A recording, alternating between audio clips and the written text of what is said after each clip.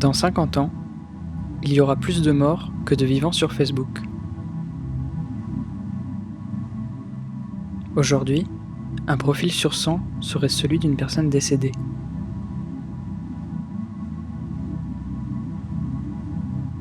La plus grande nécropole numérique pousse lentement dans la Silicon Valley. Je suis encore en vie car le mouvement de mon corps s'oppose à la décomposition. Mais suis-je encore en vie si mes données numériques marchent sans moi ? En 2016, est promulguée en France la loi Le Maire, qui octroie à chaque citoyen le droit à l'oubli. La possibilité pour les individus d'obtenir la suppression d'informations les concernant ou concernant un défunt, publiées sur Internet.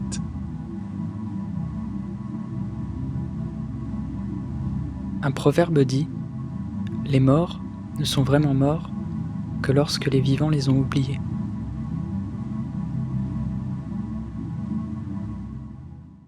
Si l'on se tient à cette phrase, on peut retrouver dans la Damnatio Memoriae une autre lecture, celle d'une condamnation à l'oubli et à l'ignorance collective. Cette procédure antique votée par les sénateurs constitue à infliger une seconde mort au condamné.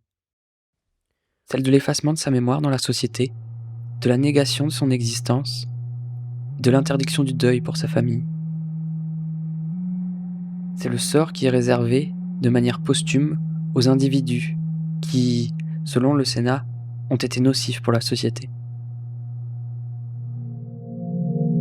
We're going to walk down anyone you want, but I think right here we're going to walk down to the Capitol. Quand l'empereur Néron déclencha le grand incendie à Rome, il mourra 4 ans plus tard. Le Sénat vota la Damnatio Memoriae. On détruisit les sculptures le représentant, et les documents officiels où était inscrit son nom.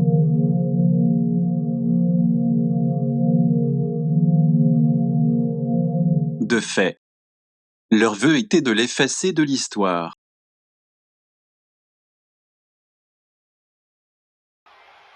Pour arriver à l'effacement, il faut préalablement réussir l'étape de la conservation. Nous ne pouvons logiquement rien faire disparaître de ce qui n'a pas été présent avant.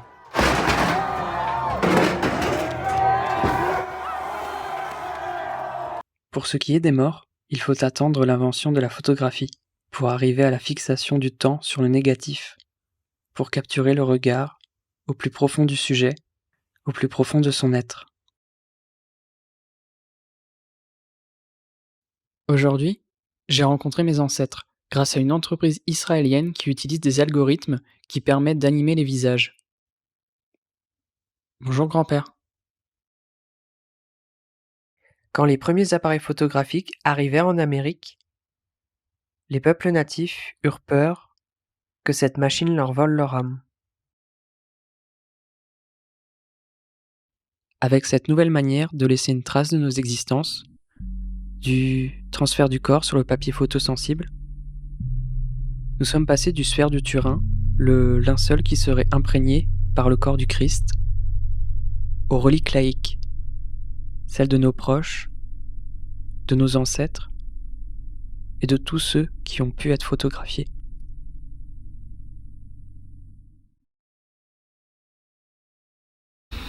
Bonjour, nous sommes le 6 octobre 2020 et dans 4 jours, à Assise, sur le lieu même où a vécu le petit pauvre d'Assise, Saint François, un cardinal de l'Église catholique romaine va béatifier un jeune homme qui mort en 2006 à l'âge de 15 ans. Ce jeune homme s'appelle Carlo Acutis et il était connu de son vivant pour être sur Internet quelqu'un qui avait créé un site Internet pour manifester les miracles eucharistiques du Christ qui s'était produit dans le monde entier. Il y mettait des photos. C'est un site qui est encore présent et qui est international.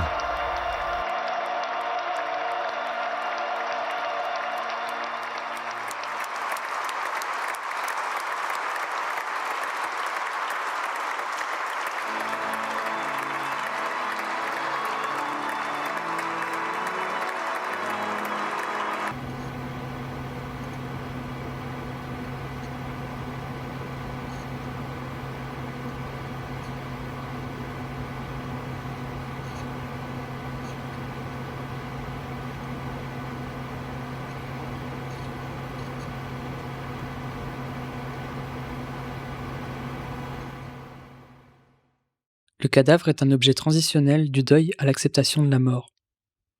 Même si aujourd'hui, son rôle est en pleine mutation. Le refoulement de la mort est un fait dans nos sociétés occidentales depuis des siècles. Nous pouvons encore trouver ces traces dans l'implantation géographique des cimetières les plus récents, en périphérie de centre-ville. Outre des raisons sanitaires et anticléricales, nous observons une volonté de mettre tout ce qui se rapporte aux funèbres en dehors de la cité. De séparer les morts et les vivants.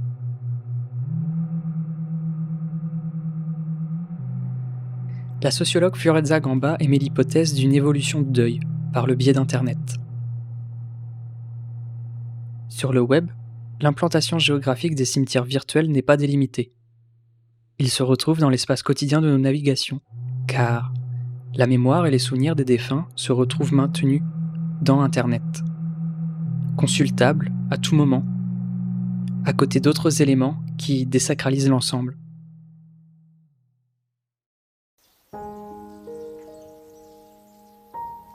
Ce temps de prière en caméra 360 est peut-être nouveau pour vous. Si vous possédez un smartphone ou une tablette, déplacez-la autour de vous.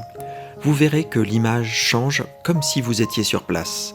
Si vous possédez un ordinateur, cliquez sur la vidéo en gardant le doigt appuyé et déplacez votre souris vers la droite ou vers la gauche et l'image change comme si c'est vous qui filmiez. Vous pourrez ainsi visiter le lieu et ensuite choisir l'endroit où vous allez prier. Ici, c'est devant le tombeau du père Slavko. Alors bon temps de prière. Retrouvez sur la chaîne toute une série de vidéos 360 pour découvrir et prier sur les lieux importants de Medjugorje. Et n'oubliez pas de vous abonner.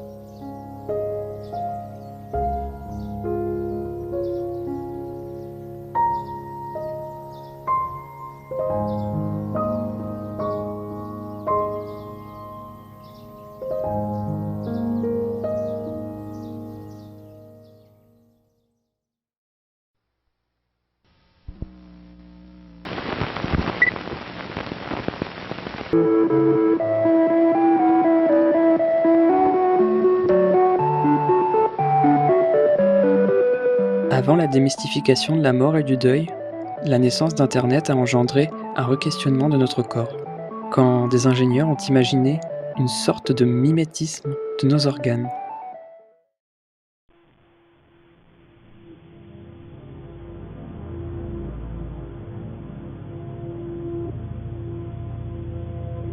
Au commencement, Internet fut imaginé comme un système décentralisé, semblable au cerveau humain, où les serveurs remplacent nos neurones, les fibres optiques, nos fibres nerveuses, et les routeurs, nos synapses. Dans les années 60, Marshall McLuhan prophétise l'émergence des réseaux informatiques. Il écrit: Un des aspects fondamentaux de l'âge de l'électricité, c'est qu'il instaure un réseau global qui possède plusieurs des caractéristiques de notre système nerveux central. Le système nerveux central n'est pas qu'un simple réseau électrique, il constitue un seul et même champ unifié de perception. Au fil du temps, le réseau global est devenu, comme le décrit l'écrivain américain Howard Bloom, un cerveau global qui génère un système complexe d'apprentissage collectif et mondialisé. Mais depuis quelques années, la centralisation initiale d'Internet s'estompe avec la prolifération des data centers. Le cerveau global souffre. Il a des caillots de sang qui se forment en lui. Internet souffre. Il a mal. Il a très mal. Il a peur que cela ne se généralise. Internet a aussi peur de mourir.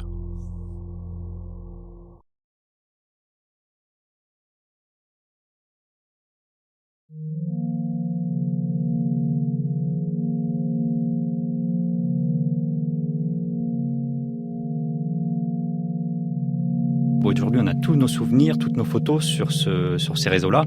Ça va devenir une pollution numérique demain qui va être énorme, puisqu'aujourd'hui, si Internet est un pays, ce serait le premier consommateur d'électricité au monde. par le stockage à travers les serveurs. Donc si on ne fait rien, on voit que l'électricité, chez nous c'est du nucléaire, on a de la chance, mais ailleurs c'est du charbon ou c'est du gaz, donc c'est de la pollution.